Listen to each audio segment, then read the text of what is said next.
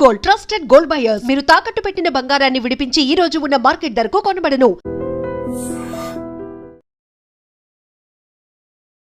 Sudden గా America అధ్యక్షుడు Donald Trump వైఖరిలో మార్పు వచ్చిందా?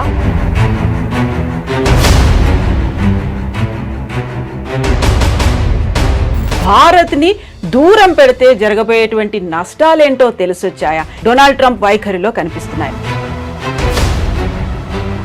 సో మొన్నటిదాకా 25% కాదు 50% అన్నారు. ఆ తర్వాత మనమేమో డోంట్ కేర్ అన్నట్టుగా కొంచెం పట్టించుకోలేదు, పక్కకు వచ్చేసాము.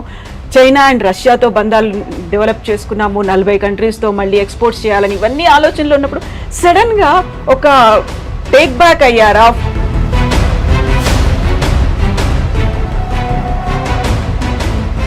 ట్రంప్ ఒక రియల్ ఎస్టేట్ సేల్స్మెన్, ఓనర్ అని చెప్పుకోవచ్చు. ట్రంప్ మెయిన్ స్ట్రాటజీ ఏంటంటే భారతదేశంతో డీల్ చేస్తున్నప్పుడు ఆయనకు ఒక మోడల్ ఏముండే,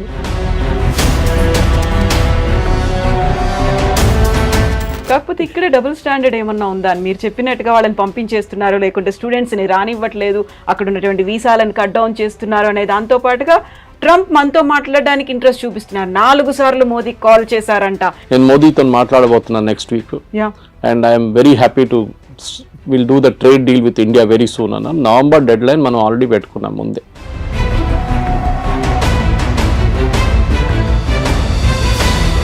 సో ఇక్కడే మనం చాలా స్టబ్బన్గా ఉన్నాం. మోదీ స్టబ్బన్గా ఉన్నాడు కాబట్టి అక్కడ కొంచెం టోన్ డౌన్ చేశాడు ట్రంప్. మనకి ఇప్పుడు తప్పని పరిస్థితుల్లో మన దగ్గరకు వస్తున్నారు అనేది. Your enemy is my friend అంటాం ఇంగ్లీష్లో. సో న్యాచురల్లీ మనం యుఎస్తో మన గొడవ ఉన్నాం, మనం చేసాం డైరెక్ట్ చైనా దగ్గరికి వెళ్ళాం. అండ్ లక్కీలీ SCO సమిట్ ఉండే ఆ టైంలో పుటిన్ కూడా వచ్చారు. దానికన్నా ముందు రాలేదు, పుటిన్ రాలేదు, జీ రాలేదు లాస్ట్ SCOకి.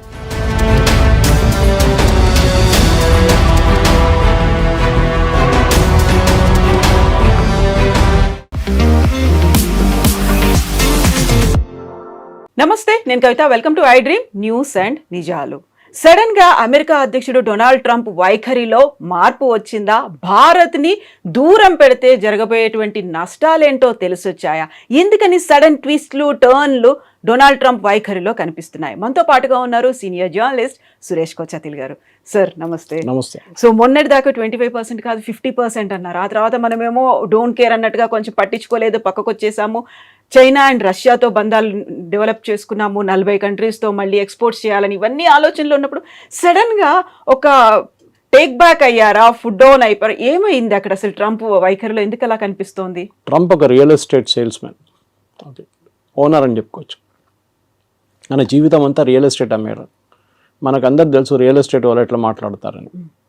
వాళ్ళకు ఒక అగ్రెషన్ ఉంటుంది వాళ్ళ దాంట్లో. ఎందుకంటే ఒక ప్రాజెక్ట్ అమ్మాలంటే మీకు అంత ఈజీగా చేయలేరు. మీరు చిన్న చిన్న పోరోలను పంపించి చేయకుండా బాస్ డైరెక్ట్లీ డీల్ చేసినప్పుడు లాంగ్వేజ్ ఒకటి ఉంటుంది. అక్కడ take it or leave it అనేది ఒక లాంగ్వేజ్ ఉంటుంది. సో ట్రంప్ కూడా అంతే. సో ఆయన ఒకసారి ప్రెసిడెంట్ అయ్యారు, మళ్ళీ ఈ లాస్ట్ నెక్స్ట్ టైం మళ్ళీ ప్రెసిడెంట్గా వచ్చారు. సో ట్రంప్ మెయిన్ స్ట్రాటజీ ఏంటంటే భారతదేశంతో డీల్ చేస్తున్నప్పుడు ఆయనకు ఒక మోడల్ ఏముండే, మన వియట్నాం, UK ఇట్లాంటి రాష్ట్రాన్ని తీసుకొని EU ఇస్ అ యూనియన్ రాష్ట్రం అని చెప్పాలి దాన్ని. వీళ్ళందరినీ ఎగ్జాంపుల్గా తీసుకొని భారతదేశాన్ని కూడా మనం ఏమైనా చేసుకోవచ్చు, ఏమైనా చేయొచ్చు అని చెప్పి అనుకున్నారు. దాంట్లో 2 కారణాలు ఉన్నాయి. ఒకటి రష్యన్ ఆయిల్ గురించి మాట్లాడతారు. రష్యన్ ఆయిల్ మీద మన మీద ఎంత కోపం ఎందుకు? మనకన్నా ఎక్కువ చైనా కొంటున్నారు. మనం ఎన్నోసార్లు చెప్పాం. US పలేడియం కొంటున్నారు, యురేనియం హెక్సాఫ్లోరైడ్ కొంటున్నారు, ఫర్టిలైజర్ కొంటున్నారు రష్యా దగ్గర నుంచి. టర్కీ మనకన్నా ఎక్కువ ఆయిల్ కొనుక్కుంటున్నారు. కానీ వీళ్ళు ఎవరిని ముట్టకుండా మన మీద వచ్చి పడ్డారు. ఆబ్వియస్ రీజన్ ఏంటంటే భారతదేశంలో ఉన్న 2-3 ప్రైవేట్ రిఫైనరీస్, దాంట్లో ఒకటి జియో, ఒకటి నారా, ఒకటి వీళ్ళు మెయిన్గా ఇంపోర్ట్ చేశారు. రష్యా నుంచి ఇంపోర్ట్ చేసి రిఫైన్ చేసి USకి అమ్మారు, యూరోప్కి అమ్మారు, ఈవెన్ యుక్రెయిన్కి అమ్మారు. సో అమెరికన్ కంపెనీస్ ఈ ఫీల్డ్లో పనిచేస్తున్నాయి ముందు. ఏది రిఫైనింగ్లో అంటే క్రూడ్ ఆయిల్ తెచ్చుకొని రిఫైన్ చేయడం, దాన్ని పెట్రోల్ చేయడమో దాన్ని డీజిల్ చేయడమో ఉంటుంది. అక్కడ పెద్ద దెబ్బ. ఎందుకంటే అమెరికన్ రిఫైన్ కంపెనీస్ ఇప్పుడు వెళ్ళి ట్రంప్ దగ్గర ఏడుస్తున్నారు. భారతదేశంలో ఉన్న కంపెనీలు దీనికన్నా ముందు మనం ఎప్పుడు ఇంత అగ్రెషన్ భారత్ కంపెనీలో చూడలేదు మనం. అఫ్కోర్స్ IOCL కానీ, BPCL కానీ, HPCL వాళ్ళు కూడా కొంటున్నారు, కానీ క్వాంటిటీస్ తక్కువ ఉంది రష్యా నుంచి. మనమే $40 కొంటున్నాం, ఇంకో $5 షిప్పింగ్ కాస్ట్, రిఫైనింగ్ కాస్ట్ పెట్టుకుంటే 45, 48 మనం 60కి అమ్ముతున్నాం. మనం అంటే కంపెనీలు ప్రాఫిట్స్ హ్యూజ్. 70 కూడా అమ్మాం ఒకసారి. ఎందుకంటే ఒకసారి మన యుక్రెయిన్ వార్ మొదలైనప్పుడు 200 దాకా పోతుంది డౌట్ ఉండే పర్ బ్యారెల్ US డాలర్. దాన్ని తగ్గించడానికి అప్పుడు బైడెన్ ఇచ్చిన సజెషన్ ఏంటంటే భారతదేశం రష్యా దగ్గర నుంచి కొనుక్కోండి మీరు, ఎందుకంటే మనకు రూబుల్ ట్రేడ్ ఉండే రష్యాతోని. మనం ఇంటర్నేషనల్ వాళ్ళు, ఎందుకంటే స్విఫ్ట్ అనే ఒక ఇంటర్నేషనల్ ఫైనాన్షియల్ సిస్టమ్ ఒకటి ఉంది. ఆ స్విఫ్ట్ సిస్టమ్ ఏం చేస్తారంటే మనం యూపీఐ ఎట్లా చేస్తాం ట్రాన్సాక్షన్, స్విఫ్ట్ కూడా అట్లనే ఇంటర్ బ్యాంక్ ట్రాన్సాక్షన్స్ ఉంటుంది వాళ్ళకి. దాంట్లో స్పెసిఫిక్గా అమెరికా కావాలని చెప్పి యూరోప్తో కలిసి రష్యాని బ్యాన్ చేసి పడేశారు. సో రష్యా ఎవరితో ట్రేడ్ చేయలేకపోతున్నారు, అది పెద్ద ప్రాబ్లం. సో రష్యా ఏం చేశారు, భారతదేశం దగ్గర వచ్చి మీరు మాత్రం రూబుల్లో ట్రేడ్ చేసుకోండి, you pay by rupee are you pay by rouble Russian currency. Trump ఫేమస్గా ఒకసారి చెప్పారు will make rouble the rubble అన్నారు, కానీ రూబుల్కి ఏం కాలేదు, ఇప్పుడు కూడా చాలా స్ట్రాంగ్గా నడుస్తుంది రూబుల్ అన్నమాట. సో ఈ యొక్క పెద్ద దేనికంటే ఇది అందరూ అనుకుంటారు ట్రంప్కి ఇంత కోపం ఎందుకు కోపం అంటే, ట్రంప్ వాళ్ళ ఫ్రెండ్స్ ఫైనాన్స్, ఆయన ఎలక్షన్ ఫైనాన్స్ చేసిన వాళ్ళు ఈ చాలా మట్టుకు ఈ ప్రైవేట్ రిఫైనరీస్ వాళ్ళు దాంట్లో చాలా వాళ్ళు ప్రాఫిట్స్ ఇప్పుడు దాకా సంపాదించారు. సడన్గా భారతదేశంలో ఉన్న కంపెనీలు వచ్చి మొత్తం ప్రాఫిట్స్ అన్ని కొట్టుకుపోయారు.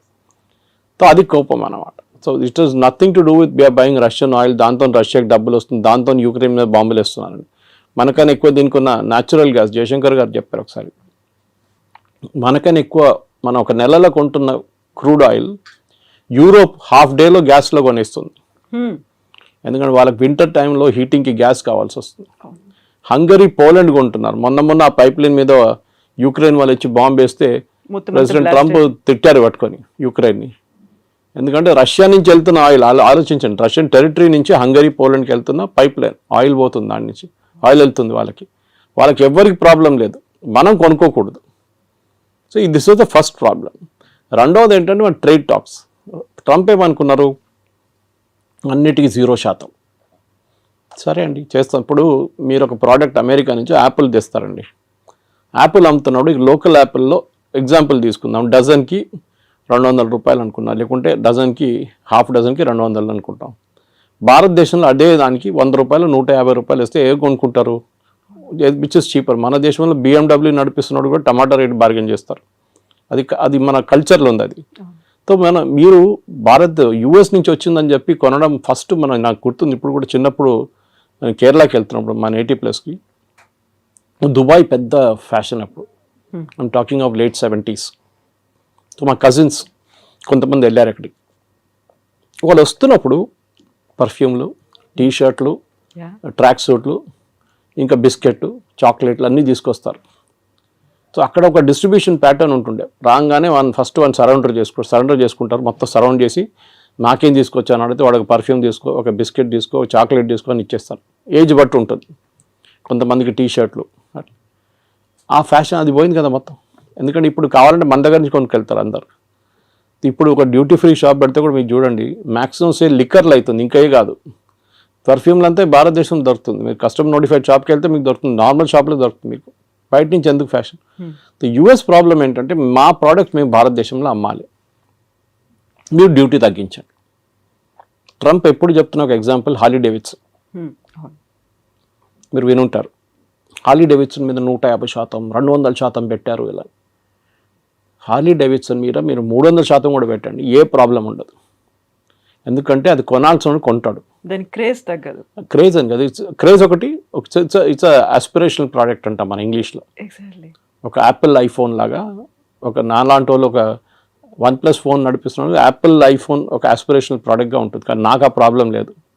ఓకే, మా కూతురు దగ్గర ఐఫోన్ ఉంది, కానీ నేనప్పుడు ఎంత సింపుల్ ఫోన్ అంత సింపుల్ నడిపించు. కానీ కొంతమందికి ఆస్పిరేషనల్ ప్రోడక్ట్స్ ఉంటుంది. ముందు US నుంచి వస్తున్న US ప్రోడక్ట్స్ మీద చాలా క్రేజ్ ఉండే, మేడ్ ఇన్ USA. అది మేడ్ ఇన్ చైనా అని యాక్చువల్లీ, దాన్ని స్టిక్కర్ పెట్టేసి మేడ్ ఇన్ USA చేసి మనకు అమ్ముతారనమాట. సో దాంట్లో మెయిన్గా మనకి మిషనరీ అక్కడి నుంచి వచ్చే కార్ల మీద మనకు ప్రాబ్లం లేదు. ఆల్రెడీ టెస్లా అమ్ముతున్నారు, బాంబేలో షోరూమ్ వచ్చేసింది, అమ్ముతున్నారు. మనకు మహారాష్ట్ర మినిస్టర్ కొన్నారంట first buyer of particular brands అన్ని స్కూల్కి పంపించడానికి. సో మన దగ్గర డబ్బులు ఉన్న వాళ్ళు ఉన్నారు, కొంటారు. ఎవరు అన్నారు India is a rich nation of poor people అని. సో అట్లా అనమాట. సో ఇక్కడ మన దగ్గర కొనడానికి చాలామంది ఉంటారు. సో మీరు ఏ రేట్ వేసినా కానీ కొంటారు. సార్ తగ్గిస్తాం, మీకు ఏం బెనిఫిట్ వస్తుంది, మీరు ఇంకా 10 మోటార్ సైకిల్ ఎక్కువ అమ్ముతారా, అమ్మేసుకోండి, ప్రాబ్లం. ఎందుకంటే మనకు ఆ రేంజ్లో హార్లీ డేవిడ్సన్ రేంజ్లో మన దగ్గర ప్రోడక్ట్స్ లేవు. హార్లీ డేవిడ్సన్ కాంపిటీషన్ BMW లాంటి బైక్స్తో ఉంటుంది, లేకుంటే మిగతా హైబూసా లాంటి బైక్స్తో ఉంటుంది, హై ఎండ్ బైక్స్తోనే ఉంటుంది. మన దగ్గర మనం వస్తున్నాం హై ఎండ్కి, కానీ మన దగ్గర ఇండియాలో ఒక మిడిల్ క్లాస్కి ఒక నార్మల్ బైక్ ఒక ప్లేస్ నుంచి ఒక ప్లేస్కి వెళ్ళడానికి బైక్ కావాలి. రేసింగ్ బైకులు కానీ మిగతా కానీ యంగ్స్టర్స్కి ఒక ఆస్పిరేషనల్ ప్రోడక్ట్గా ఉంటుంది. Second, agriculture imports. వాళ్ళు యుఎస్లో చాలా హెవీ సబ్సిడీ ఇస్తారు ఫార్మర్స్కి. ఇంకోటి వాళ్ళ టెక్నాలజీ చాలా అడ్వాన్స్డ్. మన దగ్గర మన భారతదేశం అన్నిటికంటే పెద్ద ప్రాబ్లం అగ్రికల్చర్లో టెక్నాలజీ యూజ్ చేయట్లేదు. చేస్తున్నాం కానీ చాలా తక్కువ. మీరు సౌత్లో చూడండి అండ్ పంజాబ్తో కంపేర్ చేయండి. హార్వెస్టింగ్ మొత్తం మెకనైజ్డ్ అయిపోయింది పంజాబ్లో కంప్లీట్గా. మనం యూఎస్లో చూస్తుంటే థ్రెషర్స్ వెళ్తుంటుంది, దాని నుంచి లారీలో పడుతూనే ఉంటుంది. అది మన దగ్గర సౌత్లో ఇంకా మాన్యువల్ టైప్ నడుస్తుంది. సరే ట్రాక్టర్లు యూజ్ చేస్తున్నారు, మిగతా అన్నీ ఉన్నాయి, కానీ ఇప్పుడు కూడా మన దగ్గర టెక్నాలజీ ఎక్కువ వాడలేదు. మన ప్రొడక్టివిటీ చాలా తక్కువ అగ్రికల్చర్లో. వెరస్ యూఎస్లో ప్రొడక్టివిటీ చాలా ఎక్కువ, ఎందుకంటే వాళ్ళు మిషనరీ చాలా యూజ్ చేస్తారు, దానికి సబ్సిడీ గవర్నమెంట్ ఇస్తారు. మన దగ్గర సబ్సిడీ ఎట్లా ఇస్తారు? ఫర్టిలైజర్ ఇస్తారు, ఎంఎస్పి కొంటాం మనం, అది కాకుండా నీళ్ళు ఫ్రీ, ఎలక్ట్రిసిటీ ఫ్రీ. అమెరికా ఏమంటున్నారంటే నీళ్ళు ఫ్రీయా, ఎలక్ట్రిసిటీ ఫ్రీయా, ఫర్టిలైజర్ ఫ్రీయా, మీకు విత్తనాల మీద కూడా సబ్సిడీ, ఇదన్నీ కలుపుకొని ప్రోడక్ట్ కాస్ట్ వేయాలంటున్నారు వాళ్ళు. అంటే మీరు ఒక కిలో బియ్యం మీరు ఎంఎస్పిలో 30-35 రూపాయలు కొంటే యాక్చువల్ కాస్ట్ దానిది 70 రూపాయలు 80 రూపాయలు. దానికోసం నేను షాప్కి వెళ్ళి కొనుక్కుంటే 70 రూపాయలు నడుస్తుంది ఇప్పుడు సోనా మసూరి, ఎందుకంటే that's actual cost. Subsidy without subsidy. Ration షాపులు అమ్మేది సపరేట్. సో యూఎస్ ఏమంటున్నారు, మేము సబ్సిడీ ఇస్తున్నాం, కరెక్ట్, మీరు కూడా ఇస్తున్నారు కదా, సో మన ఇద్దరు 0-0 చేసుకుందాం. సో మనకు పిచ్చేం లేదు అమెరికా నుంచి వచ్చే బియ్యం కొనడానికి. ఇక్కడున్న బియ్యం మనం బాగుంటుంది, మన సర్ప్లస్ ఉంది, and we like the local taste. అక్కడి నుంచి వచ్చే కొన్ని ప్రోడక్ట్స్ ఉండొచ్చు కావాలంటే. Soybean for example, America is big producer of it, Ukraine is big producer. భారతదేశంలో ఎప్పుడు కూడా మన దగ్గర సన్ఫ్లవర్ ఆయిల్ కానివ్వండి, మిగతా ఆయిల్స్ చాలా మటుకు ఎక్సెప్ట్ ఫర్ కోకోనట్ ఆయిల్ పక్కన పెడితే అన్నీ ఇంపోర్టెడ్. మన దగ్గర లోకల్ ప్రొడక్షన్ చాలా తక్కువ. ప్రొడక్షన్ ఎందుకంటే కాస్ట్ చాలా ఎక్కువ. సో నేను మొన్ననే ఒక ఇంటర్వ్యూ చేసిన ఒక ఎండీతో, ఇట్లాంటి ఆయిల్ కంపెనీ, ఆయన చెప్పారు ఈ mat that we import everything, almost everything మనం ఇంపోర్ట్ చేస్తాం. మన ఇండియాలో తయారయ్యే సన్ఫ్లవర్కి అంత క్వాలిటీ లేదు, బయట నుంచి వచ్చే సన్ఫ్లవర్ క్వాలిటీ చాలా బాగుంది అంటాం, and cost is very less, ఎందుకంటే మెకనైజేషన్ అగైన్. మన దగ్గర ఒక పొలాల్లో ఒక ½ ఏకర్లో 20 మంది పనిచేస్తే వాళ్ళ జీతాలు కంపేర్ టు ఒక మెకనైజ్ ప్రాసెస్ పెడితే ఏంటి? మళ్ళీ మన వాళ్ళు ఏడుస్తారు, కమ్యూనిస్ట్ వాళ్ళు స్పెషల్లీ ఏడుస్తారు, ఇది మన మిషన్ తీసుకొస్తే ఉద్యోగం ఉండదు కదా అని చెప్పేసి. పని ఉండదు కదా మనుషులకి, అందరూ లేబరర్స్ ఏం చేస్తారు, ఇక్కడ పొద్దున వచ్చి నిలబడతారు కదా వర్క్ కోసం, అడ్డాల్లో నిలబడతారు కదా, వాళ్ళ సంగతి ఏంటని అడుగుతారు. కరెక్ట్, అది మనకు కూడా ఇప్పుడు కూడా అగ్రికల్చర్ మీద 60% ఎంప్లాయ్మెంట్ అగ్రికల్చర్ సెక్టర్లో ఉంది మన దగ్గర. So we cannot wish that away. So but at the same time మనం ఏం చేయాలంటే ఒక ప్రొడక్టివిటీ కూడా పెంచాలి. సో అమెరికా ఏమంటున్నారు, మా దగ్గర తీసుకోండి అంటే వాళ్ళ ప్రోడక్ట్ కాస్ట్ తక్కువ ఉంటుంది. వాళ్ళు ఏ ప్రోడక్ట్ అగ్రికల్చర్ అమ్మినా కానీ తక్కువ ఉంటుంది బికాజ్ ఆఫ్ మెకనైజ్ కాస్ట్. మూడవది, వాళ్ళ దగ్గర కొనేటప్పుడు వాళ్ళు అడుగుతున్న మీరు మిల్క్ ప్రోడక్ట్స్ కొనమంటున్నారు వాళ్ళు. ముందు మీకు గుర్తుంటుంది కవిత గారు, నేను చిన్నప్పుడు ఉన్నప్పుడు వెరీ యంగ్, బయట నుంచి అమెరికా నుంచి పాలు తెప్పించుకుంటుండే మనం. పాలని కాదు, పౌడర్. మన దగ్గర మిల్క్ ప్రొడక్షన్ లేకుండే, చాలా తక్కువ ఉండే. మీరు ఒక లీటర్ పాలు కొనాలంటే మీరు లైన్లో నిలబడాలి, పొద్దున్నెళ్ళి 5 గంటలకు గిన్నె ఒక బర్తన్ తీసుకొని నిలబడితే మీకు 6:30కు 7 గంటలకు ½ లీటర్ పాలు దొరుకుతుంది. ఒకసారి అది కూడా దొరకదు. దాని తర్వాత మనం అమూల్ చూసాం, అమూల్ రెవల్యూషన్ వచ్చింది, మదర్ డైరీ కానీ మిగతా. మళ్ళీ ఇప్పుడు అన్ని ప్రైవేట్ డైరీలు వచ్చి మీకు ఎక్కడ కావాలి పాలు మీ ఇంటికి తెచ్చిస్తారు ఇప్పుడు ప్రాబ్లం. కానీ ఒక టైంలో ఉండే, ఇప్పుడున్న యంగ్స్టర్స్కి తెలియదు, ఇప్పుడున్న చాలామందికి యంగ్ జనరేషన్కి తెలియదు, పాల కోసం కూడా మనం లైన్లో నిలబడుతుండే. అప్పుడు మనం అమెరికా నుంచి తెప్పించుకున్నాం milk products, milk powder special పిల్లలకి ఇవ్వడానికి ఇస్తుండే అప్పుడు. దాని తర్వాత అమూల్ స్ప్రే వాళ్ళు కూడా ఇంట్రడ్యూస్ చేస్తారు ఇండియాలో. ఇప్పుడు వాళ్ళు ఏమంటారు, మా దగ్గర మీరు మిల్క్ ప్రోడక్ట్స్ కొనండి అంటారు. మన ప్రాబ్లం ఏంటంటే అమెరికాలో ఉన్న ఆవులకి పెడుతున్న తిండిలో నాన్ వెజ్ ఎక్కువ, అంటే బీఫ్ ప్రోడక్ట్స్ ఎక్కువ. వాళ్ళు బీఫ్ని డ్రై చేసి, ఇప్పుడు మన క్యాట్స్కి పెడతాం చూడండి, కుక్కలు పెడతాం, అది ఫుడ్ ఉంటుంది, విస్కాస్ ఉంటుంది, పెడిగ్రీ ఉంటుంది, విస్కాస్ ఉంటుంది. That kind of product is given to cows also. So మన దగ్గర ఒక నార్మల్ ఇండియన్కి మీరు ఎంత నాన్ వెజ్ తిన్నా కానీ మిల్క్లో నాన్ వెజ్ అనగానే అంటారు. ఆవుకు కూడా పెడుతున్నారు, అదే ఆవుని రేపు చంపేసి మళ్ళీ ఇంకో ఆవుకు పెడతారు తిండి వాళ్ళు. అది వాళ్ళ లాజిక్ వాళ్ళది, అది వాళ్ళ ఇండస్ట్రీ ఎట్లయినా పనిచేస్తుంది. ప్రొడక్టివిటీ తగ్గిపోయిందో 20 లీటర్ 30 లీటర్ కన్నా తక్కువ వచ్చిందో, వాళ్ళు 20-30 వాళ్ళ ప్రొడక్టివిటీ. మన దగ్గర 6 లీటర్లు ఇస్తే కూడా మనం పని నడిపించుకుంటాం మనం ఈ చిన్న చిన్న ఊర్లంతా. ఇది ప్రాబ్లం. సో అమెరికా నుంచి మూడో ప్రోడక్ట్ మిల్క్. మనం చెప్పాం no, we will not buy. మీరు తీసుకొస్తే కూడా నా లాజిక్ ఏంటంటే మీరు అలౌ చేయండి, కానీ made in America with non veg అని టేప్ పెట్టండి. ఎంతమంది కొంటారు చూద్దాం. With that red signal symbol. అదా, అది రెడ్ అయితే ఎట్లా ఉంటుంది, అది కొంతమందికి అది తెలియదు. కానీ ఇది మీరు ఒక క్యాంపెయిన్ నడిపేయండి, ఇది అమెరికా నుంచి వచ్చిన ప్రోడక్ట్, దీంట్లో నాన్ వెజ్ ఉంది, సో బీ కేర్ఫుల్. పాలలో కూడా పిల్లలకి మీ పిల్లలకి ఇదే పాలు పెడతారా, మీరు పొద్దున్న తాగే ఛాయ్ ఇదేనా, మీరు హోటల్కి వెళ్ళి తాగే ఛాయ్లో నాన్ వెజ్ ఉంటుంది, అది కావాలన్నా వద్దా అని అడిగితే యాక్చువల్లీ ఎవరు కొనరు. కానీ మిల్క్ ప్రోడక్ట్స్ బై ప్రోడక్ట్స్ ఉంటుంది, అది బహుశా కొనవచ్చు. కానీ మన దగ్గర కూడా అమూల్ లాంటి కంపెనీస్ చాలా మటుకు ప్రైవేట్ సెక్టర్లో మొత్తం ఫ్లడ్ చేసేసినాయి మార్కెట్లో. మన ముందు బటర్ కానీ చీజ్ కానీ చిన్న చిన్న వేరియేషన్స్ ఉంటుండే, ఇప్పుడు దాంట్లోనే ఒక 10 వేరియేషన్స్ వచ్చేసినాయి. సో ఈ 3 ప్రోడక్ట్స్ నేను చెప్పిన దాని ప్రకారం, ఒకటి అగ్రికల్చర్, ఒకటి ఫ్రూట్స్ అండ్ వెజిటబుల్స్, ఒకటి లెంటిల్స్ అంటే సోయాబీన్ మిగతాది, అండ్ మిల్క్. ఇక్కడ మనకు ప్రాబ్లం ఉంది. సో పీయూష్ గోయల్ గారు లాస్ట్ 1 సంవత్సరం నుంచి ట్రంప్ అధికారంలో వచ్చే ముందు కూడా నెగోసియేషన్స్ చేస్తున్నారు యూఎస్తో. కానీ యూఎస్కి అన్నిటికంటే పెద్ద కంట్రీ, ఎప్పుడైనా వెరీ హై టారిఫ్ కంట్రీ, ఇప్పుడు కూడా అంటూ ఉంటారు Trump, India is got a very high tariff అంటారు. యాక్చువల్ చూస్తే టారిఫ్ అంత ఎక్కువ లేదు, మనకన్నా ఎక్కువ టారిఫ్ వాళ్ళే ఇస్తున్నారు మన ప్రోడక్ట్స్ మీద. ఫర్ ఎగ్జాంపుల్ మన వైపు నుంచి వెళ్తుంది బాస్మతి రైస్ తీసుకుందాం. బాస్మతి రైస్ మనం పాకిస్తాన్, ఈ 2 దేశాల నుంచే బాస్మతి యూజువలీ ప్రొడ్యూస్ అవుతుంది. మన క్వాలిటీ కొంచెం బాగుంది పాకిస్తాన్ కన్నా. అక్కడ బాస్మతి ఎవరు యూజ్ చేస్తారు, ఇండియన్సే యూజ్ చేస్తారు. అక్కడ ఉన్న ఇండియన్ రెస్టారెంట్స్ కానీ ఇండియన్ డయాస్పోరా వాళ్ళు యూజ్ చేస్తారు. మీరు ఎక్కడి నుంచి తెప్పించుకుంటారు, టర్కీ నుంచి తెప్పించుకుంటారా బాస్మతి, అక్కడ ఉండదు వాళ్ళు. So you have to buy, they will buy. So ఇప్పుడు మీరు $5 ఇస్తే మీరు $10 కొంటున్నారు ఇప్పుడు టారిఫ్తో. Okay, that is one. రెండవది జెమ్స్ అండ్ జ్యువెలరీ. దాని Surat is the centre for that. లోకంలో ఎక్కడైనా డిబియర్స్ కానీ సౌత్ ఆఫ్రికా నుంచి వచ్చే డైమండ్స్, ఎక్కడైనా దుబాయ్ నుంచి వచ్చే డైమండ్స్ పాలిష్ చేస్తున్నంత సూరత్లో నడుస్తుంది. కటింగ్ అండ్ పాలిషింగ్ సెంటర్ అది. సో అక్కడి నుంచి చాలా మటుకు మనం యూఎస్కి పంపిస్తాం, సెలబ్రేట్ దానికి యూజ్ చేస్తాం, ఎంగేజ్మెంట్ కానివ్వండి, వెడ్డింగ్ రింగ్స్ లాగా యూజ్ చేస్తాం. ఎందుకంటే diamond is not use for any other thing in US, మనలాగా కాదు. మన దగ్గర జ్యువెలరీకి ఎక్కువ ఇది ఉంటుంది, కొంచెం ఫ్యాసినేషన్ ఉంటుంది అనమాట. అది మనం అమ్మొచ్చు.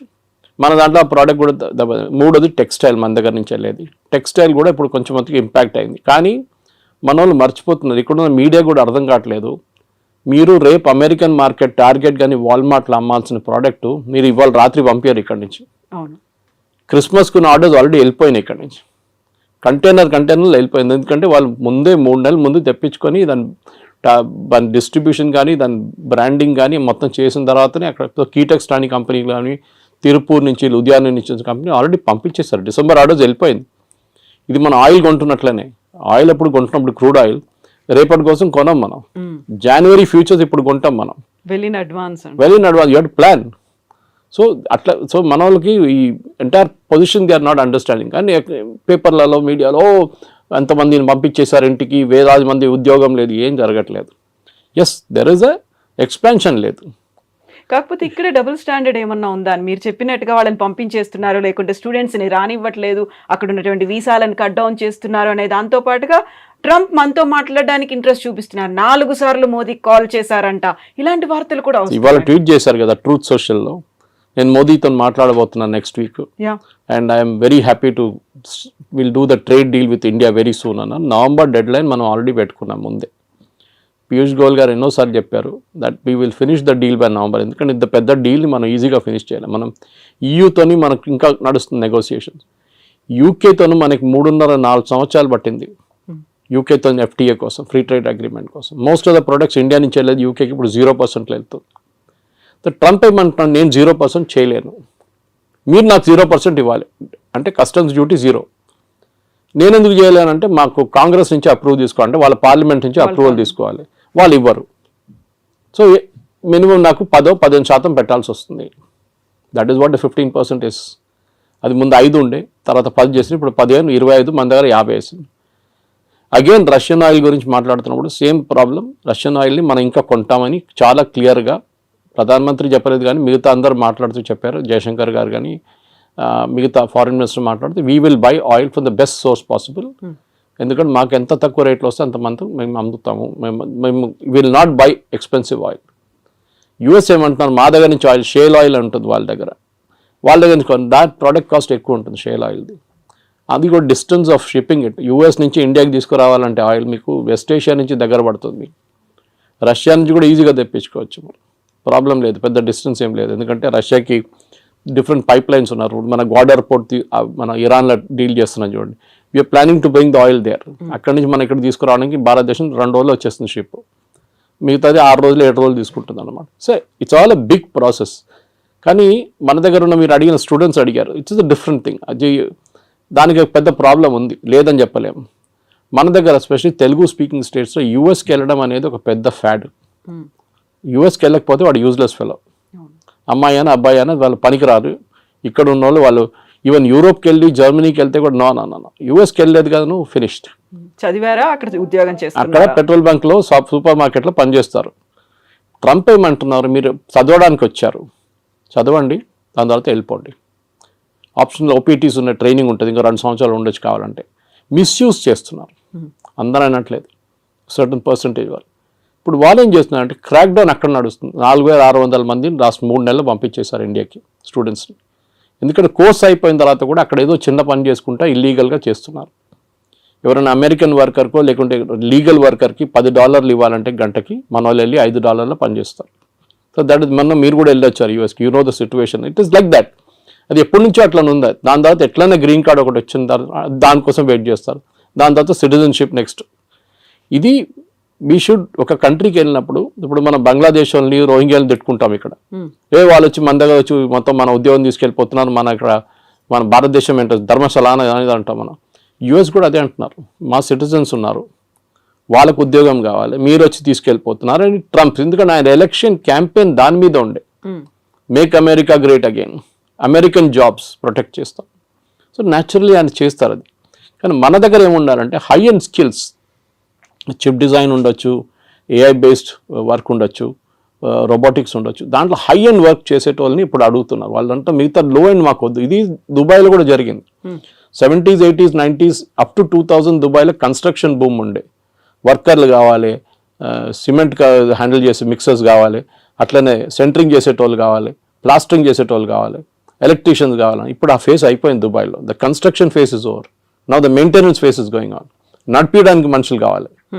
So that skill is different అన్నమాట. మన వాళ్ళు ఏం చేస్తున్నారంటే ఇప్పుడు కూడా చదవడానికి ఎందుకు వెళ్తారు, కొన్ని యూనివర్సిటీస్ అసలు పేపర్లో కూడా ఉండదు, అట్లాంటి యూనివర్సిటీ కూడా వెళ్ళరు. ఇక్కడ మనకు కొంచెం ఎడ్యుకేషనల్ కన్సల్టెంట్స్ కూడా ఆ బిజినెస్ చేస్తారు. వాళ్ళు లేనిపోయిన లోన్లు ఇచ్చేసి మీకు అన్ని చూపించేసి మిమ్మల్ని ఎక్కడ ఆకాశం మీద ఎక్కిచ్చేస్తారు వాళ్ళు. అక్కడ వెళ్ళినాక అంతే సంగతి, మీరు ఈజీగా అదే అయిపోతారు. అది ఎప్పుడు యూఎస్ పాపులారిటీ తగ్గిందో, టఫ్ అయిపోయినప్పుడు కెనడా మొదలుపెట్టారు. కెనడాకి పాపులేషన్ తక్కువ, వాళ్ళకి మనుషులు కావాలి అక్కడ. So naturally they are asking, Indians allow చేస్తున్నారు, చాలా మటుకు వెళ్తున్నారు అక్కడ కూడా. కానీ అక్కడ కూడా ఒక బ్యాక్లాష్ వచ్చేసింది. ఇప్పుడు మొన్న ఆస్ట్రేలియాలో చూసాం, ప్రొసెషన్ తీశారు ఆస్ట్రేలియన్స్, మీరు వినుంటారు టీవీలో వచ్చినా అని. వాళ్ళు ఏమంటున్నారు, ఇండియన్స్ని పంపించేసేయండి, మాకు వీళ్ళు వద్దు ఇక్కడ అని. You have created that situation. So ట్రంప్ని మీరు తిట్టి ఫైదా లేదు.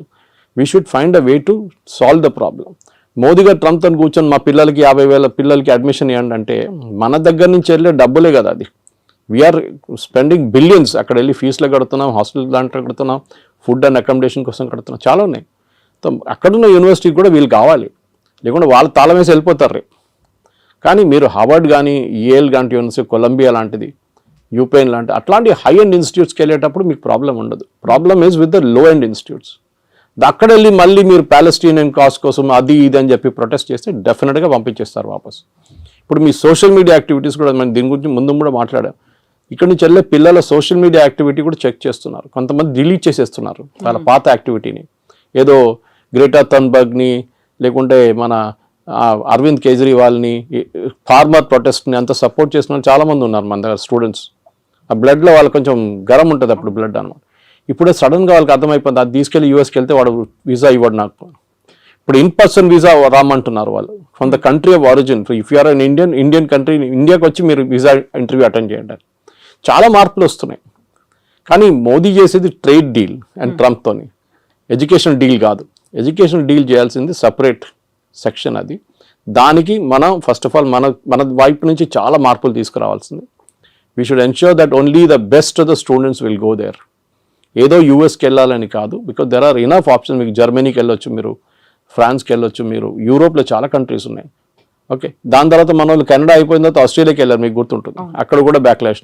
So let us not build a system wear Indians అనగానే వీ డోంట్ వాంట్ దమ్ అని చెప్పకుండా మనం ట్రేడ్ డీల్ కానివ్వండి, ఎడ్యుకేషనల్ డీల్ కానీ అన్ని చేయించుకోవాల్సి వస్తుంది. సో ఇక్కడే మనం చాలా స్టబర్న్ గా ఉన్నాం. మోదీ స్టబర్న్ గా ఉన్నాడు కాబట్టి అక్కడ కొంచెం టోన్ డౌన్ చేశాడు ట్రంప్. మనకి ఇప్పుడు తప్పని పరిస్థితుల్లో అనివార్యత ఉంది కాబట్టి మన దగ్గరకు వస్తున్నారు అనేది. జియో పాలిటిక్స్ అదే ఉంటుందండి. యువర్ ఎనిమీస్ మై ఫ్రెండ్ అంటాం ఇంగ్లీష్లో. సో న్యాచురల్లీ మనం యుఎస్తో మన గొడవ ఉన్న మనం ఏం చేసాం, డైరెక్ట్ చైనా దగ్గరికి వెళ్ళాం. అండ్ లక్కీలీ SCO సమిట్ ఉండే ఆ టైంలో పుటిన్ కూడా వచ్చారు. దానికన్నా ముందు రాలేదు, పుటిన్ రాలేదు, జీ రాలేదు లాస్ట్ SCOకి. మోదీ గారు వెళ్ళారు, ముగ్గురు కలిసి ఆ ఫోటో ఒకటి ఫేమస్ ఫోటో ఒకటి ఉంది. దాంతో ట్రంప్ భయపడి ట్రంప్ ట్వీట్ కూడా చేశారు ట్రూత్ సోషల్లో, that gone to the dark China అని చెప్పేసి. ట్రంప్కి అన్నిటికంటే పెద్ద భయం రష్యా కాదు, China. Actually economically, manufacturing wise and military wise China యూఎస్కి చాలా పెద్ద కాంపిటీషన్. రష్యా కూడా ఉన్నారనుకోండి, కానీ రష్యా యుక్రెయిన్ వార్ తర్వాత కొంచెం వాళ్ళ మ్యానుఫ్యాక్చరింగ్ దెబ్బతిన్నది, స్పెషల్లీ వాళ్ళ డిఫెన్స్ మ్యానుఫ్యాక్చరింగ్. కానీ దే విల్ పికప్, దాంట్లో ప్రాబ్లం. ఇప్పుడు మీరు రష్యన్ జీడిపి చూస్తే US జీడిపి కన్నా ఎక్కువ వాళ్ళది. కానీ వాళ్ళ ఫైనాన్షియల్ అంతా బ్లాక్ చేసి శాంక్షన్స్ పెట్టారు చాలా మటుకు. సో వాళ్ళ $300 బిలియన్ యూరోప్లో ఫ్రీజ్ అయిపోయింది వాళ్ళది. ఎస్, మనం టఫ్గా ఉన్నాం, టఫ్గా ఉండాల్సింది. టుడేస్ జియో పాలిటిక్స్లో మీరు బెండ్ అయితే మిమ్మల్ని కోసి పడేస్తారు వాళ్ళు. యూ కెనాట్, మీరు స్ట్రైట్గా నిలబడి ఫైట్ చేయాల్సిందే. So that is the main thing we need to do. So ఇట్లాంటి పరిస్థితుల్లో డెఫినెట్గా మోదీ గారు చేసిన స్ట్రాటజీని మొన్న Jerusalem post, Israeli newspaper, చాలా ఫేమస్ న్యూస్ పేపర్, వాళ్ళకు చాలా మంచి ఆర్టికల్ రాశారు. They were comparing Netanyahu and Modi. గాజాలో ఒక హాస్పిటల్ మీద ఒక స్ట్రైక్ జరిగింది, ఒక బాంబ్ అటాక్ ఇజ్రాయెల్ వాళ్ళు చేశారు. చేసినప్పుడు దాంట్లో 6 జర్నలిస్టు, కొంతమంది డాక్టర్లు చనిపోయారు. పెద్ద గొడవ అయింది. ఇజ్రాయలీ ప్రైమ్ మినిస్టర్ నెటన్యాహు, మళ్ళీ వాళ్ళ డిఫెన్స్ మినిస్టర్, వాళ్ళందరూ చీఫ్ ఆఫ్ స్టాఫ్ అందరూ అపాలజైజ్ చేశారు వచ్చి. With 3-4 hours. Next day, third day తెలిసింది దాంట్లో 4 హమాస్ టెర్రరిస్ట్ ఉన్నాయని. ఇప్పుడు మీరు ఆల్రెడీ అపాలజైజ్ చేసేసారు, అపాలజీ రిటర్న్ తీసుకోలేరు. Should you have weighted? So వాళ్ళు అన్నారు learn from Modi. A reaction లేరు. ట్రంప్ అదన్నారు, ఇదన్నారు, తిట్టారు, అది అన్నారు, మోదీ ఫోన్ చేయట్లేదు అన్నారు, నేను అది చేస్తాను అన్నారు. Not even a single word. దానికోసం ఇంగ్లీష్లో అంటారు పిక్చర్ స్పీక్స్ 1000 words అని. ఆ ఫోటో పెట్టేసి ఖతం చేస్తే మొత్తం ఇంపాక్ట్ వచ్చేస్తుంది అంత. సో ట్రంప్ దానికోసం దిగి వచ్చారు. ఎందుకంటే ట్రంప్కి ఇప్పుడు రష్యా చైనా కలిసే ప్రాబ్లం లేదు, వాళ్ళు న్యాచురల్ అలైస్ వాళ్ళు. కానీ అదే ఎందుకంటే ఇద్దరు డిక్టేటర్షిప్స్. మన దగ్గర అట్లా కాదు, మన దగ్గర డెమోక్రసీ ఉంది. So natural and this market 140 కోట్ల మంది ఉన్న మార్కెట్ ఇస్ హ్యూజ్ మార్కెట్, చాలా పెద్ద మార్కెట్. సో అట్లాంటి పరిస్థితుల్లో మన దగ్గర ఉన్న నాలెడ్జ్, మన దగ్గర ఉన్న టెక్నాలజీ అడ్వాంటేజ్, మన దగ్గర ఉన్న సైంటిఫిక్ పూల్, స్టెమ్ కానీ స్టెమ్ లాంటి కోర్సెస్ మన దగ్గర ఉన్నప్పుడు, మనలాంటి IITs, మనలాంటి IIMs ఉన్నప్పుడు డెఫినెట్గా ఇండియా ఇస్ ఫార్ అహెడ్. చైనాతో కాదు, but we're far ahead of other countries, మిగతా కంట్రీస్తో పోలిస్తే. కానీ ఎస్, చైనాతో మనకి ఇంకా చాలా క్యాచింగ్ అప్ ఉంది. ఎస్పెషల్లీ మ్యానుఫ్యాక్చరింగ్లో మనం 30 సంవత్సరాలు బిట్వీన్ 1970 and 1991 మనం we lost a lot of time. 60 నుంచి 90 దాకా మన మ్యానుఫ్యాక్చరింగ్ పెద్దగా దెబ్బతిన్నాం. మన ఈ సోషలిస్ట్ మోడల్కి వెళ్ళి రష్యన్ మోడల్ తీసుకొని పెద్ద పెద్ద స్టీల్ ప్లాంట్లు అన్నీ కట్టాం. That has become useless now. So anyway that's a different debate. కానీ మీరు అడిగిన ప్రశ్నకి ట్రంప్తోని టఫ్గా ఉండాల్సిందే. ఎక్కడికి ఎవరెవరు టఫ్గా ఉంటారో వాళ్ళతో ట్రంప్ దిగొస్తారు. చూసాం మనం దీనికన్నా ముందు కూడా. వేరస్ మెక్సికో కానీ, మెక్సికో లాంటి దేశం, ఆయన అన్నారు మనకు చాలా డ్యామేజింగ్ స్టేట్మెంట్ ఇచ్చారు ట్రంప్. డాన్స్ చేస్తే వాళ్ళు డాన్స్ చేస్తారు, నేను డాన్స్ చేయమంటే కూర్చోమంటే కూర్చుంటారని. Is telling a president of another country. ఆలోచించండి, నేను ఏం కావాలంటే చేస్తే మీరు చేస్తారు నా కోసం. ఎందుకంటే ఒకసారి చేశారు, టారిఫ్ తగ్గించామని తగ్గించేస్తారు. మనం sorry, we will not do it. మనకు కూడా ఒక ఆత్మగౌరవం ఉంటుంది, ఒకటి ఈగో ఉంటుంది, మనకి హెల్దీ ఈగో ఉండాలి అంతే. So we will not do it as a nation. ఇప్పుడు మోదీ గారికి చాలా ఈజీ ఉండే, అన్నిటి అగ్రి అని చెప్పి సంతకం పెట్టేసి అయిపోతుండే, ఈ శాంక్షన్స్ ఏమో లేకపోతుండే. కానీ లాంగ్ టర్మ్లో డ్యామేజ్ వస్తుండే మనకి. ఆ లాంగ్ టర్మ్ డ్యామేజ్ ఇప్పుడు ఉండదు. And that is the main thing. Long term damage పక్కన పెట్టేసి we have to now take care of. సరే, ట్రంప్ దిగొచ్చారు కదా, మనం కూడా మాట్లాడదాం. మనం కూడా ఇప్పుడు లేదు గుర్రం మీద కూర్చొని నేను మాట్లాడలే అని చెప్తా, ఇట్లా కాదు కదా. So elephant and dragon are dancing అని చెప్పి ట్రంపే చెప్పారు. అండ్ డెఫినెట్లీ ఈ యొక్క troika of power Russia, China, ఇండియాది మనం దాన్ని డైల్యూట్ చేయకూడదు. ట్రంప్ ఇవాళ చెప్పారు, మళ్ళీ రేపు ఇంకా చెప్తారు. మళ్ళీ US can never be trusted. 71 వార్లు అదే చేశారు. మళ్ళీ దాని తర్వాత పోఖ్రాన్ 2 చేసినప్పుడు, వాజ్పేయి గారు ఉన్నప్పుడు అదే మన మీద శాంక్షన్స్ పెట్టారు, నాట్ టారిఫ్స్ కాదు. అంటే మీరు ఒక ప్రోడక్ట్ కొనలేరు, అమ్మలేరు, ఆ పరిస్థితికి వచ్చేసాం మనం కంప్లీట్గా. మన క్రయోజెనిక్ ఇంజిన్స్ కావాలంటే మొత్తం ఆపేశారు. నంబి నారాయణ గారిని కేసులో ఇరికిచ్చారు యుఎస్ వాళ్ళు సిఏ యూజ్ చేసి.